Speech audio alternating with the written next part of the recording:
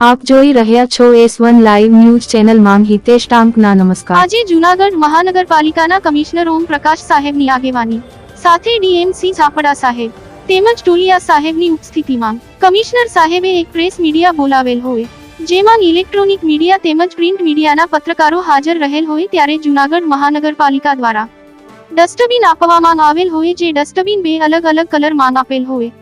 આ ડસ્ટબિનમાં એક સૂકો કચરો બીજો ભીનો કચરો ભેગો કરી અને મહાનગરપાલિકાની ફરતી કચરાની મોબાઈલ વાનમાં નાખવાનો રહેશે જેથી કરીને જૂનાગઢ શહેરની સ્વચ્છતા અને સુગમતા જળવાઈ રહે।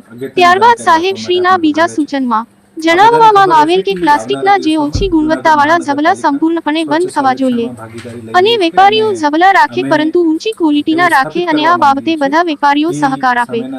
પરંતુ લોકોનું કહેવાનું હોય કે જ્યારે મહાનગરના અધિકારીઓ નાના વેપારીઓ પાસેથી ઝબલા પકડવામાં આવતા હોય ત્યારે આ વેપારીઓ પાસેથી દંડ વસૂલવામાં આવતો હોય છે।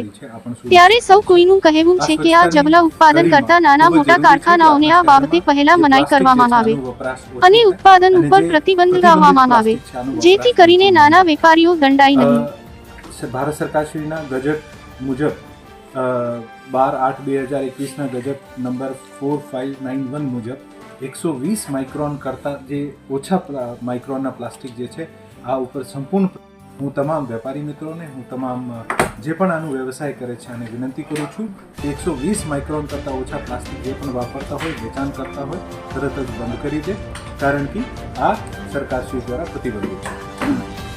બીજી જે ખાસ અગત્યની વિનંતી છે તમામ જૂનાગઢવાસીઓ સાથે આ છે કે શહેરમાં લગભગ છેલ્લા 8-10 મહિનાથી અમે 2000થી વધુ ઢોર પકડીને અને તમામ ઢોર ડબ્બાઓ અથવા ગૌશાળામાં મૂકવામાં આવ્યા છે અને શહેરમાં ઢોરનો ત્રાસ જે મહદઅંશે ઓછો થયો છે।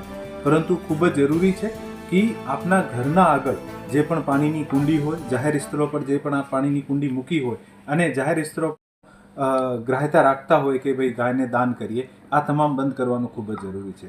જ્યાં સુધી આપણા ઘરના આગળ કુંડી રાખીશું ગાયને રોટી દેવાની પ્રથા ચાલુ રાખીશું અને આપણે પછી ઈચ્છીએ કે ઢોર પણ નહીં હોય સિટીમાં આ બંને વિરોધાભાસી વાત છે। ખૂબ જરૂરી છે કે આપણે પણ ઢોરને પ્રોત્સાહિત કરવાનું બંધ કરીએ। મહાનગરપાલિકા એવું ઈચ્છે છે કે આવનારા 1-2 મહિનામાં શહેરને સંપૂર્ણતયા ઢોરમુક્ત કરી શકાય અને આને માટે અમે પ્રયત્ન કરી રહ્યા છીએ।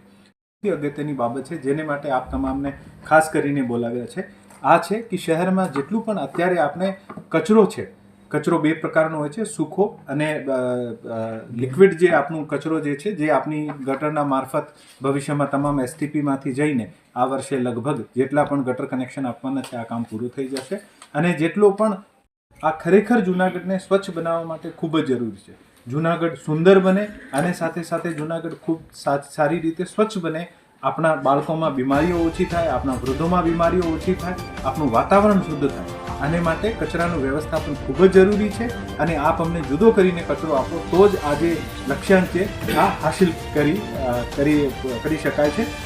જે 1 તારીખ પછી પણ મિક્સ વેસ્ટ આપશે અને મિક્સ વેસ્ટ લેવાનું ના પાડવામાં આવશે અને અહેવાલ હિતેશ કુમાર। મિત્રો આવતીકાલે ફરી મળીશું। નમસ્કાર।